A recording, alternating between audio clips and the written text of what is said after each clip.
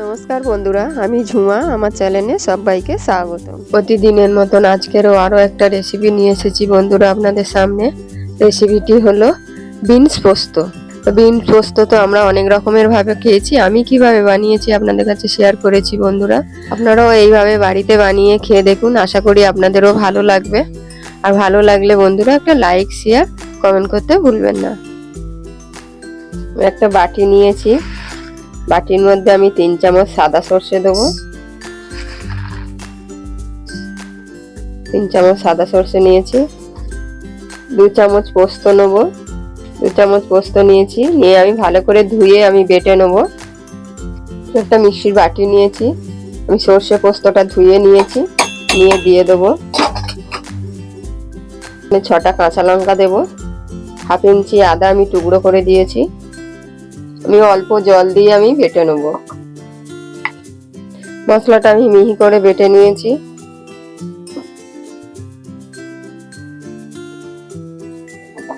আমি তেল দেব কড়াতে।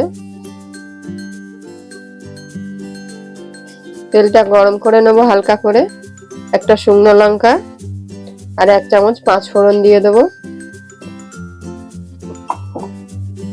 ফোড়নটা আমার ভাজা হয়ে গেছে। আমি এখানে 250 গ্রাম বিনস কেটে নিয়েছি লম্বা লম্বা করে।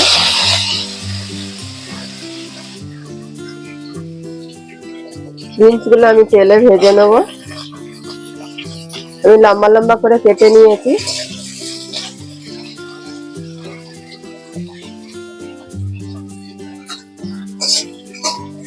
খুব বেশি ভাজবো না, হালকা করেই ভেজে নেব।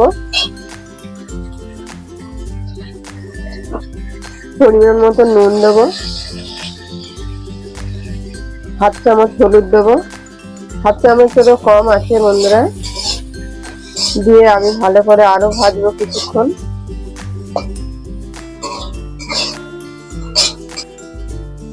বিনসটা আমি ভেজে নিয়েছি।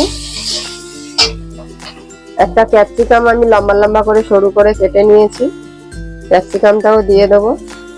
দিয়ে আবার কিছুক্ষণ আমি ভেজে নেব।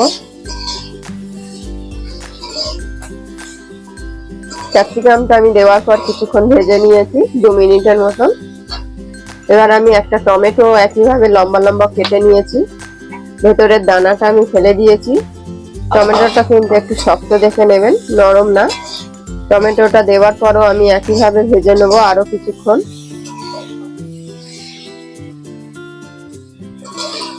টমেটোটা দেওয়ার পরও আমি 2 মিনিট গ্যাস কমিয়ে কিন্তু ভেজে নিয়েছি। আমি এবার ঢেলে নেব একটা থালায়। আমি একই কড়াতে আবার একটু তেল দেব। তেলটাকে ভালো করে গরম করে নেব।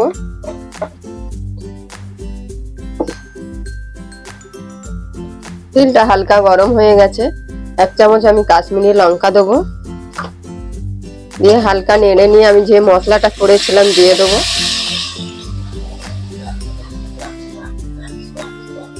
গ্যাসটা কিন্তু আমার একদম কমানো।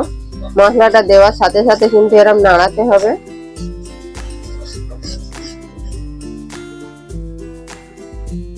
অল্প জল দিয়ে আমি মশলাটা ভালো করে দিয়ে দেবো।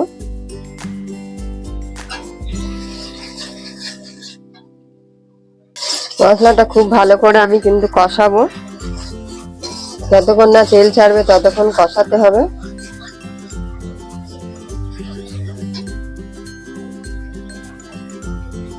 বিনসের নুন দেওয়া আছে, আমি অল্প আরো নুন দেব। নুন লঙ্কাটা আপনারা স্বাদ অনুযায়ী দেবেন। খুব ভালো করে মশলাটা কিন্তু নাড়াতে হবে, নাহলে তলায় লেগে যাবে। মশলাটা আমার কষানো হয়ে গেছে। যে সবজিগুলো আমি ভেজেছিলাম এবার দিয়ে দেবো। দিয়ে আমি ভালো করে কষিয়ে নেব।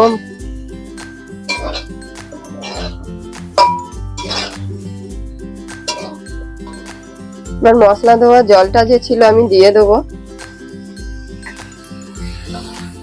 দিয়ে আরো ভালো করে আমি কিছুক্ষণ কষিয়ে নেব।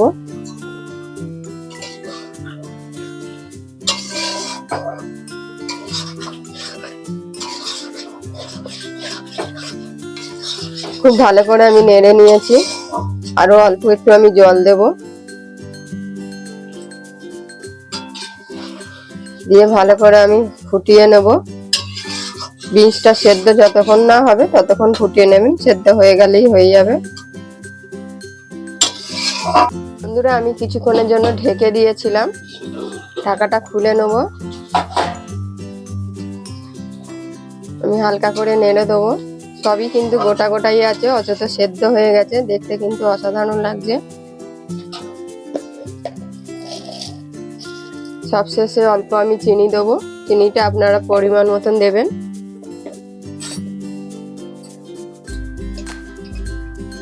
অল্প ঘি দেবো,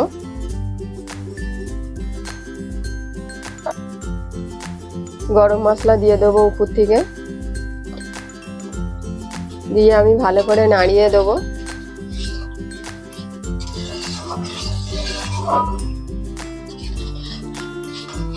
রেসিপিটি কেমন হলো অবশ্যই কমেন্টে জানাবেন বন্ধুরা। আর আপনারাও এইভাবে একবার বাড়িতে বানিয়ে খেয়ে দেখুন, গরম গরম ভাতের সাথে কিন্তু দারুণ লাগবে। আর ভালো লাগলে বন্ধুরা একটা লাইক শেয়ার কমেন্ট করতে ভুলবেন না।